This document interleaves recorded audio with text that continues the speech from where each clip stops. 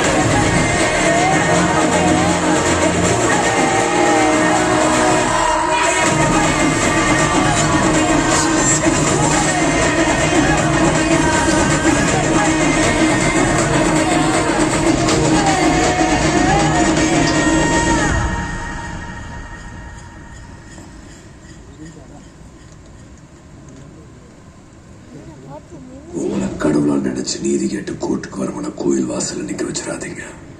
அப்படி நிக்க வச்சா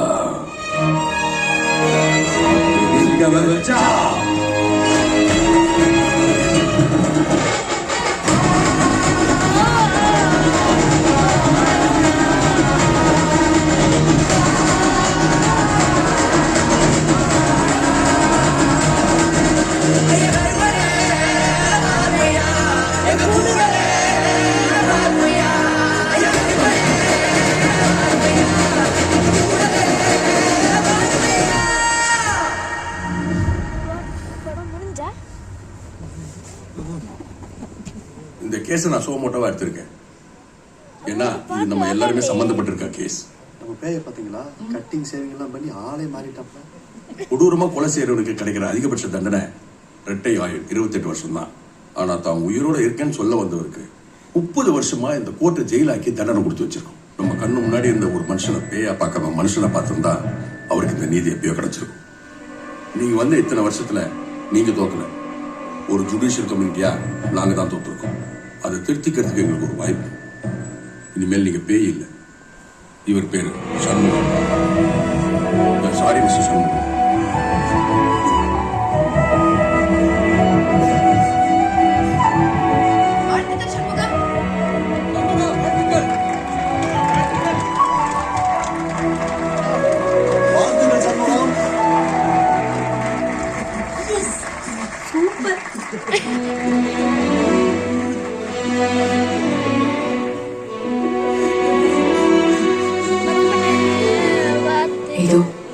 இதான் எங்க கோர்ட்.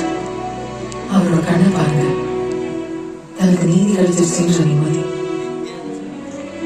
தான் ஜெயிச்சிட்டோன்ற பெருமிதம், எதிர்காலத்தை பத்தின நம்பிக்கை, இந்த எல்லா உணர்வையும் பணம், பதவி, படிப்பு எதுவுமே இல்லாதவங்களுக்கும் சமமா தரக்கூடிய ஒரே இடம் இந்த கோர்ட். இந்த இடம் என்ன, இதோட பவர் என்ன, இதை வச்சு என்ன பண்ண முடியும்னு எப்போ எல்லாருக்கும் புரியுதோ அப்போ இந்த கடவுள் நம்பிக்கை இல்லாதவங்க கூட இருப்பாங்க. ஆனா கோர்ட் மேல நம்பிக்கை இல்லாம ஒருத்தர் இருக்க மாட்டாங்க.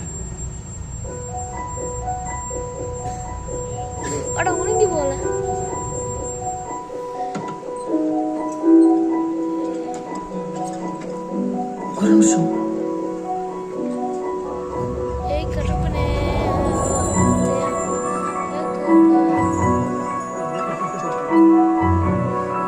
ஆசை என்னன்னு தெரியுமா? ஒரே ஒரு வாட்டி அச்சன் கூட நிம்மதியா அங்க உட்கார்ந்து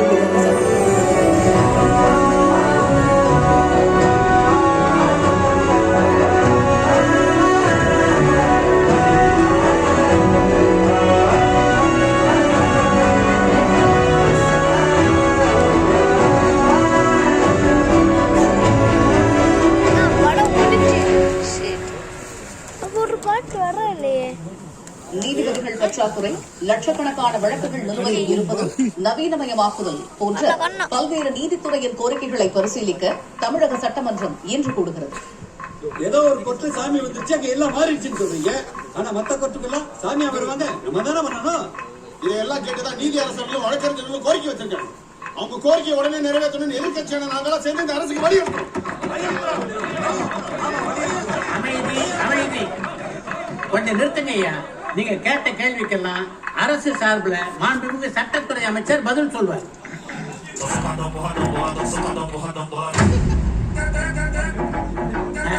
மன்னிக்கவும், இதற்கான பதிலை கழகத்தின் மூச்சு, ஏழைகளின் காட்சி, விலையில்லா காட்சி, நம்முடைய தமிழகத்தின் நிரந்தர முதல்வர் டாக்டர் உசிலம்பட்டி கருப்பையா காந்தி.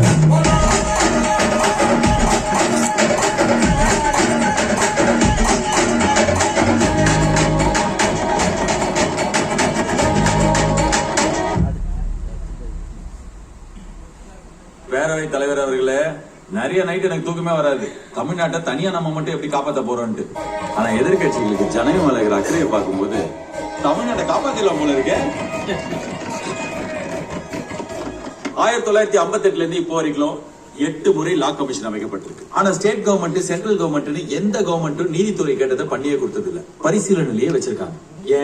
ஏன்னா குட்கா வைத்தது, கிட்னி திட்டினது, போராட்டத்தில் சொல்றது, லாக்கப்ல சேர்த்ததுன்னு இங்க இருக்கிற நம்ம ஆளுங்க 234 பேர்ல 170 பேர் மேல கேஸ் இருக்கு. அவங்க கேட்கறதெல்லாம் கொடுத்துட்டா நம்ம இது உள்ள இருக்க முடியாது, உள்ளதா இருக்கும். நீதித்துறைய கேஸ் ஃபைல்குள்ளேயே முழுகடிச்சு திணற பிரச்சனையிலேயே வச்சிருக்கோம். அப்பதான் நம்மள வந்து நோண்ட மாட்டாங்க. பொதுமக்கள் தான் முக்கியமா இல்ல நம்ம பவர்ல இருக்கிறது முக்கியமா? சோ நீதித்துறை கேட்கறத நிறைவேற்றலாமா வேணாமான்னு ஒரு ஓட்டெடுப்பு நடத்திடலாமா பேரவைத் தலைவரை? உறுப்பினர்கள் ஓட்டு போட்டு தங்கள் எண்ணத்தை தெரிவிக்கலாம்.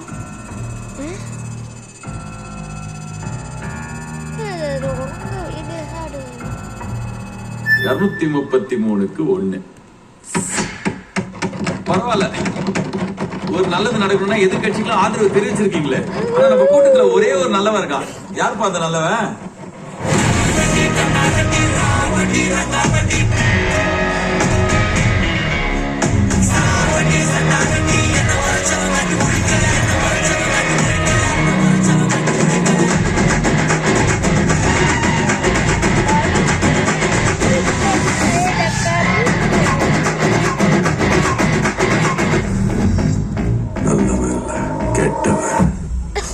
செம்ம கெட்டவன். ஜனங்களுக்கு நல்லதுன்னா பண்ண மாட்டீங்களா? செதற விட்டு செய்ய வைப்போமா?